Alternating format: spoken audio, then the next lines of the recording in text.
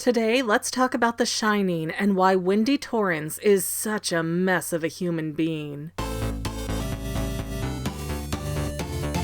Hey guys, you have McGann, and welcome back to the Fangirl, where I hope you'll stay and play forever and ever and ever. Now, I usually love talking about women in film and dissecting their character motives, and I am doing that again today with Wendy Torrance, but full disclosure, I really hate this character to the point that she used to ruin the entire movie for me. Don't get me wrong, I think she's very interesting to unravel, but she also has zero agency in the film. And yes, we are going to be sticking to the movie because the book is a whole different alternate universe, and lest we forget, movies do not come with homework, so I don't care what happened in the book. I'm not reading it. If it's genuinely important, it should have translated into the film. Anyways, we don't know a lot about the history of Wendy Torrance, but I think there are enough details given that I can flesh out a realistic backstory. Truly, Wendy's one character trait is that she's weak. She's always backing down, always acting like she doesn't deserve to take up space, and yeah, she loves her son and tries to protect him, but not enough to disrupt her own life by leaving her husband, who is abusive, before the movie starts. Not to mention, Wendy is such a coward. I don't know how it happened that Wendy was the final girl and Danny didn't just wander off alone to save himself, because she is so horribly written. Seriously, she acts afraid to use the baseball bat. She barely scratches her husband with the butcher's knife while he's coming after her with a freaking axe. And then she casts aside her one weapon when she sees Danny. Bitch, you don't know where your crazy husband is. He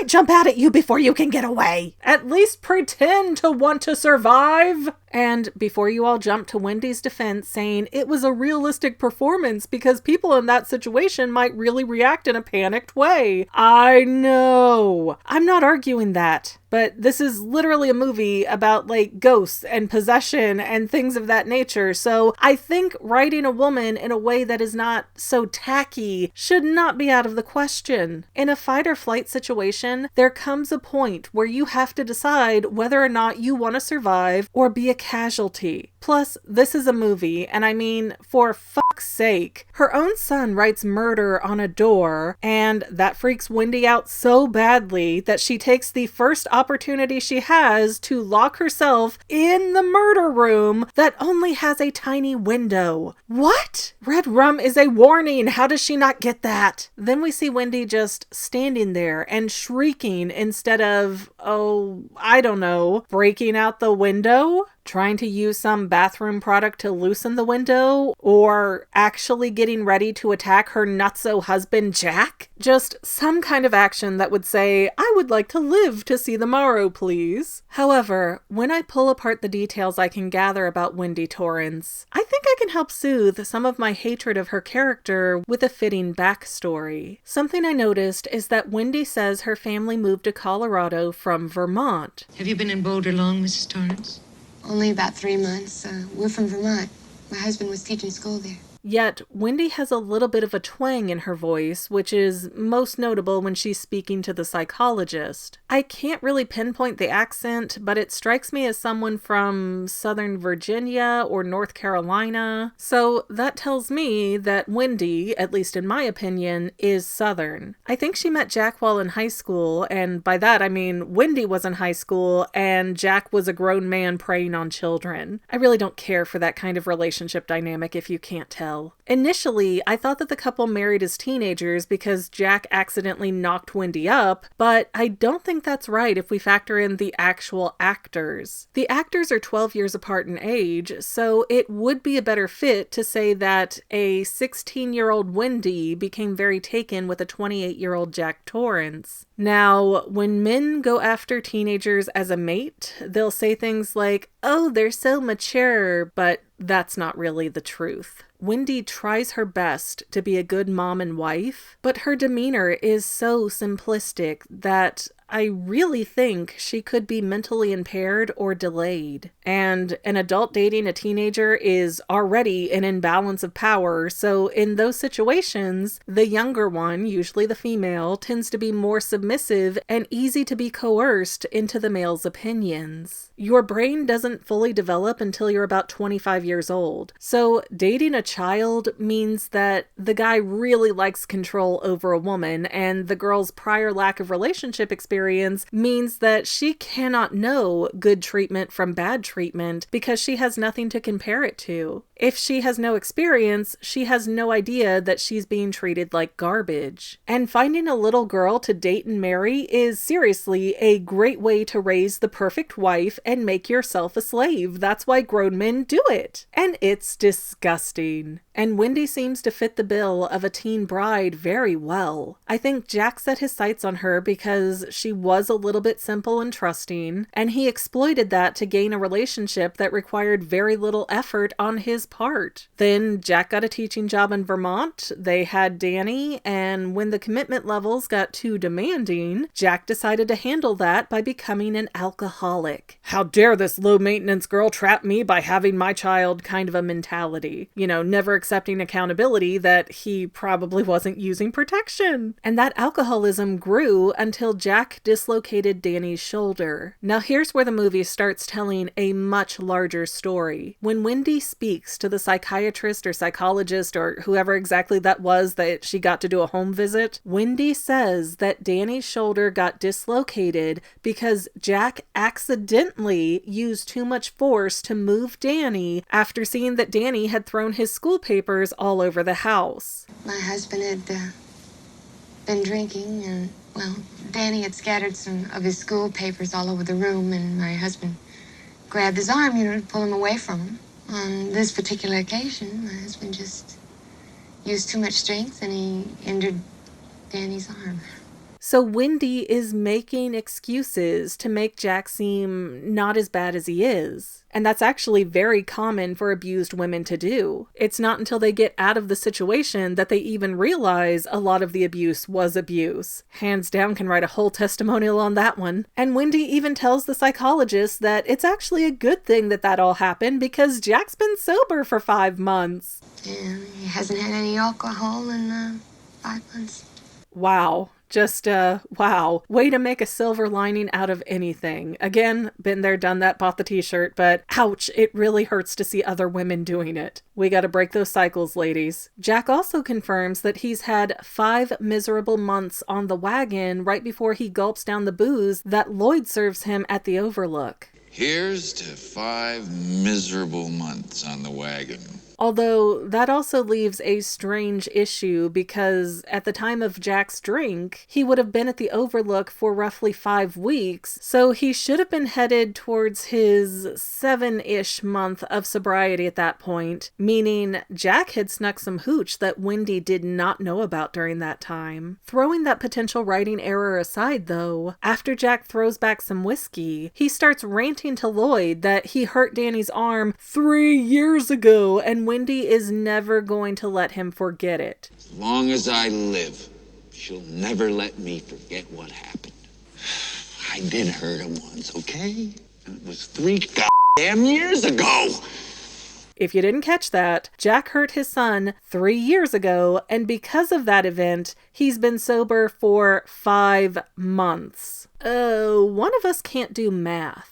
But that is so telling of Jack and Wendy's relationship because we're being told point blank that it took 2.5 years of Wendy being upset before Jack was nagged into giving up alcohol. Not to mention, if the shoulder dislocation happened 3 years ago, Danny is 5 in the movie. So that means Jack came home and injured a 2-year-old toddler for throwing papers around. Seriously, who does that? And even more upsetting, who stays with someone like that? Well, a woman who's been isolated from her family family to the point that she has no one else to return to. And when your husband drags you from the South to Vermont to Colorado, that's also putting up a huge physical barrier to keep Wendy from taking Danny and leaving. Even in the 80s, travel wasn't cheap or easy, and if Wendy doesn't have a family to help her escape, she's basically stuck to make the best of things. The signs of real abuse in that relationship are all over the place, and it all stems from that imbalance of power. Jack was a teacher, now he's a caretaker in an isolated hotel, plus an inspiring writer. Even before they were trapped together in the Overlook, Jack was holding all the jobs, so he controlled all the finances. And unless Wendy had been clever enough to squirrel away a little bit of the grocery money for months to years on end, she would never be able to accumulate enough cash to get away from her husband. And frankly, I do not see Wendy as being smart enough to come up with a plan like that. So she just put on a happy face and decided to cling to the moments where her husband was nice to her. This is who I picked to marry, so till death do us part.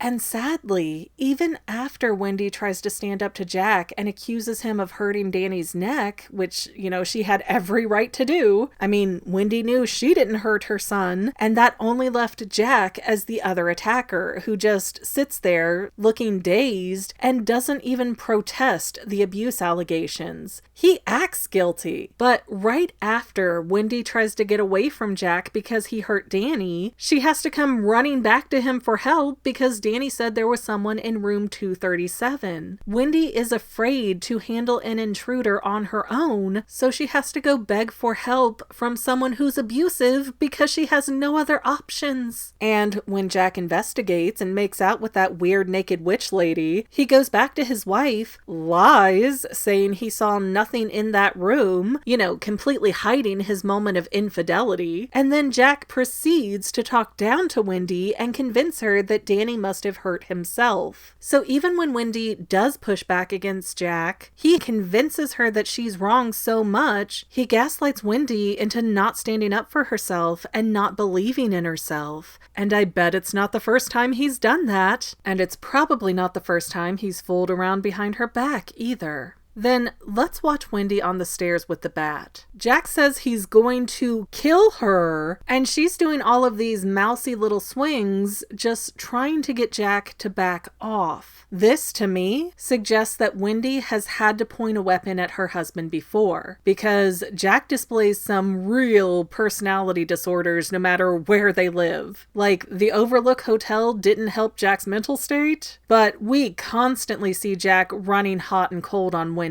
In fact, Jack's personality goes up and down so much that even though it scares Wendy, she behaves as if she's used to it. Like, hey, this is just a normal Tuesday for us. That's why she doesn't really want to hit Jack with the baseball bat. She wants him to walk away and leave her alone until his personality switch flips again, because that's what's been normal for their relationship. She has seen her husband go insane so many times that she knows her best bet is to just get away from Jack until he mentally shifts again. And the thing is, not only is Wendy isolated from her extended family, but she has Danny. So it's hard to really leave Jack. That's a tether that he can manipulate with her forever, because Jack would still control Wendy monetarily with child support, and he could drag Wendy back to court whenever he wanted to quibble over custody, knowing that Wendy has no money or means to really fight back. Wendy is sincerely trapped to just deal with the abusive husband and wait out his bad personality swings, meaning she probably hears Jack threatening to kill her several times a month, making the word scary, but also just another day in the household that she knows how to handle. He says it so many times, she doesn't really take it seriously. And Wendy knows she can't survive on her own, so she has to put up with it. Now, Wendy does end up hitting Jack with the bat, but But if you notice, the first hit was more of an accident, and once she realized she made contact, she had to hit Jack in the head to stop him, or else he really would kill her. She knew that. Wendy then locks Jack in the freezer, which she can't even seem to open for the longest time, despite being the only person using the freezer for over a month. But in that moment, we get to hear how Jack really speaks to Wendy. He tells her he'll forget the whole thing if she just lets him out, and really tries to lay on the charm to manipulate her. Wendy, baby, I think you hurt my head real bad. I'm dizzy. I need a doctor.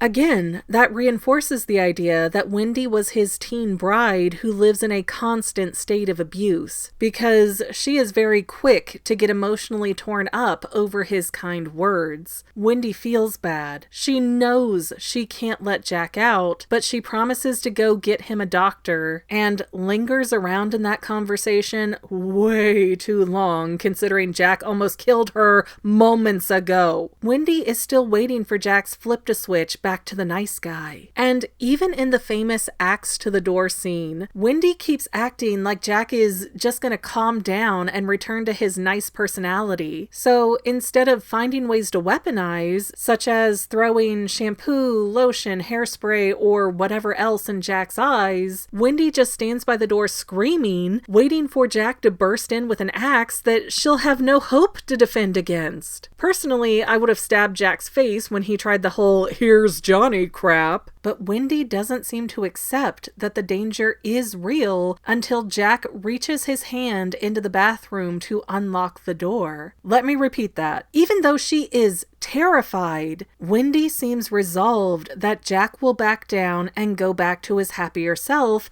as long as she doesn't attack him and escalate the situation, which means she has lived through many angry moments with Jack threatening her life. Fight or flight is one thing, but Wendy genuinely reacts like she's not really in danger, and that Jack's behavior will abruptly stop at any moment. Now, Wendy does finally give up on Jack mellowing out, and she takes off with Danny, but they're both damaged forever over this pressure keg of long-term abuse. It really makes you wonder how much of Jack's murderous side was brought on by the Overlook Hotel, and how much was just his own horrible personality. But it stands to reason that Jack Torrance was an abusive, manipulative predator, and Wendy comes about her weakness in the film earnestly after years of systematic abuse. I might be overthinking it, but no, I'm not. If you feel like you are in an abusive relationship, you are. And do whatever you have to get out of it. It might be hard, it might feel impossible, but I promise you, you can do it and feel better for it. Take care of yourselves, guys. I love you. Well, family members, we're almost done, but I want to invite you to hang out with me in some other places. I'm on Twitter and Instagram as my own personal self, and I have a Facebook page too, but I mostly just post photos over there. And sometimes people say, "Hey McGann, I want to mail you something. How do I do that?" Easy. Just click the About tab on my channel page, and my most current P.O. Box info will be right there. I also run another channel, The Family. It's really a hodgepodge channel where we might post anything. Oh yeah, and I also sell shirts and stickers and stuff with the Family and the Fangirl logos. If that is your cup of tea, I have a link in every description of every video. Finally, if you want to help out the Fangirl channel and make sure I'm putting out video essays for years to come, the best way you can help is by subscribing and watching more of my videos, whether they're new, old, whatever. Maybe even share one or two on social media, help spread the word. People who watch to the end of videos like you helps to tell the site, hey, this is a good video, we should recommend it to other people. So if you made it this far, leave me a comment of something like, hey, I made it to the end. Love ya. See you next time, family members. Bye.